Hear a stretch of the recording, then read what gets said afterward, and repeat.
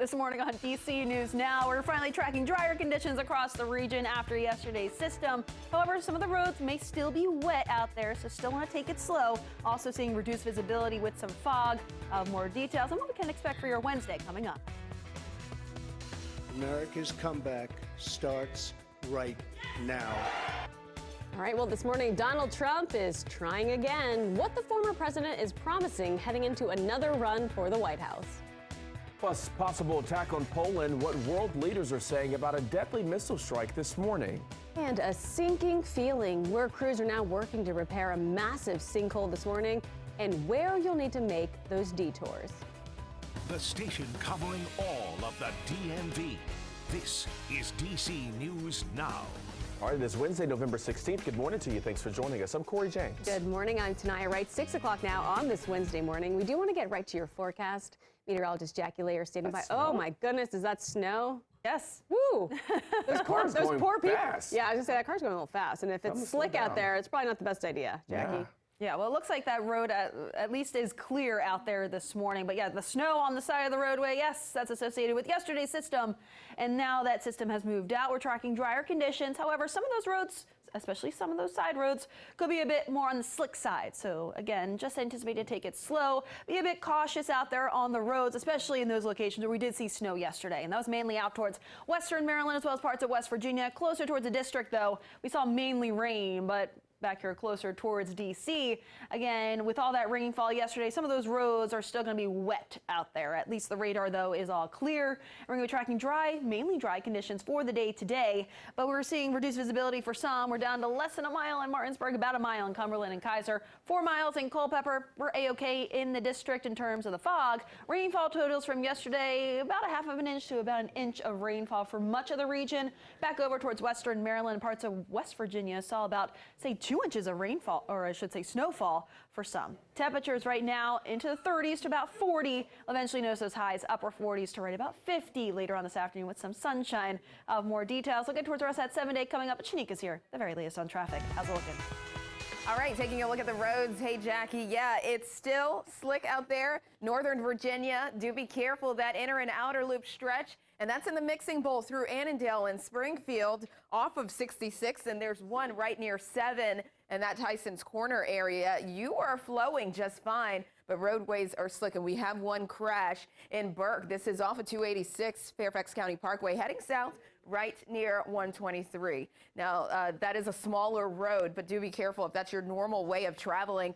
66 overall looks okay. We have a work zone in that Centerville area. That's probably why you're seeing a little bit of a delay there. That's just a pocket. After that, you're pretty much free to go through Fairfax, 95 through Dumfries, Woodbridge, Lorton, Newington. It's all looking good and clear. All right, guys.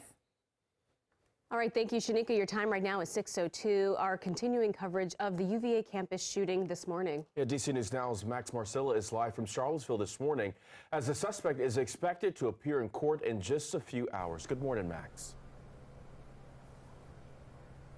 Yeah, good morning, Corey and Tanaya. That's right. Christopher Jones Jr., the 22-year-old alleged gunman, is set to appear here at the Albemarle County General District Court. Supposed to be yesterday, a delay in paperwork from Henrico County to Albemarle County, which is where parts of the university campus is.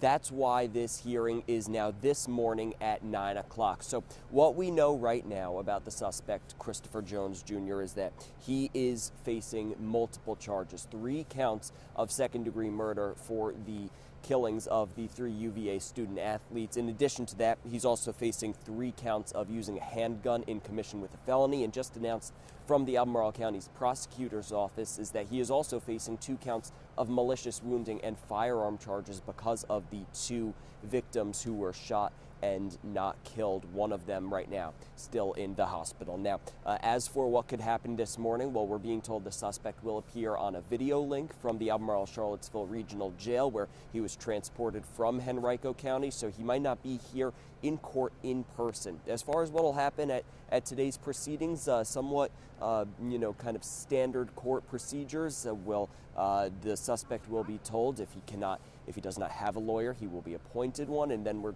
being told by the prosecutor's office that there is a chance for a preliminary bail hearing. But again, that's all happening 9 a.m.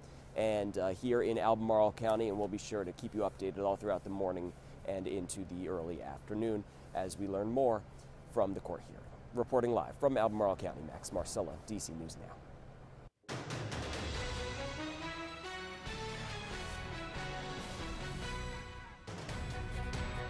It is official this morning. Former President Donald Trump has his sights set on 2024. Yeah, he's gunning for the Republican nomination for the 2024 presidential election, making his big announcement last night at his home in Florida, surrounded by advisors and supporters.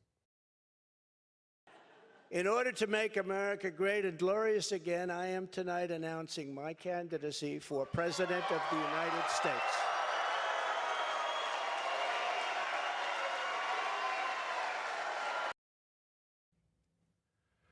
Yeah, the former president touted his first-term accomplishments. He also made repeated attacks on Democrats and the Biden administration. Now, some of his advisors question the timing of the announcement after a tough showing for Republicans in the midterms. And the Republican governor of Maryland, Larry Hogan, who has not ruled out a 2024 run himself, tweeted his disapproval of Trump's announcement, saying, quote, "Since 2016, Republicans have done nothing but lose, and that Trump's announcement is a gift to Democrats, and it's time to turn the page." Also, here is a look at some of the new polling on Trump from Politico and Morning Consult. Most voters agree with Governor Hogan that Trump should not be running again. A total of 65% of those polled said that Donald Trump should not run in 2024. Only 19% said he should definitely run. Trump is the first candidate to toss his name in the hat for 2024. Your time right now is 6:06. Poland has called the missile that entered the country from Ukraine, killing 2 people, Russian-made. Russia is denying this and calling the incident an attempt to provoke direct conflict between Russia and NATO. And the Associated Press initially cited a U.S. official claiming a Russian missile struck Poland, but now the AP is citing 3 officials who say the blast was likely from Ukrainian forces defending against Russian airstrikes. This conflict spilled over into Poland yesterday as Ukraine came under heavy missile attacks. Across the country, officials around the globe urging calm while investigators determine the cause of the strike. World leaders were still gathering in Indonesia for the G20 summit when that strike happened. And while we were meeting in G20 and while we were calling for the end of the war, Russia conducted massive missile strikes against Ukraine. Deliberately, Russia is targeting cities and civilian infrastructure, cutting off children, women, and men from water, electricity, and heating. And President Biden is currently on his way back to the White House from Indonesia. He spoke with reporters not long after the news broke yesterday. There was total unanimity among the folks at the table. It's unlikely in the minds of the trajectory that it was fired from Russia, but we'll see. And Russia's war in Ukraine has caused around 200,000 military deaths on all sides, according to the highest-ranking U.S. military official. General Mark Milley puts the civilian death toll at 40,000. The United Nations count is currently around 10,000. 5, 4-stage engine start. 3, 2, 1. Boosters in ignition. And liftoff of Artemis 1. We rise together back to the moon and beyond. Well, there it goes. You saw it there. The Artemis 1 rocket built to take people back to the moon launched for the very first time overnight. This is the most powerful rocket NASA has ever built and will send the new flight capsule named Orion hurling towards the moon.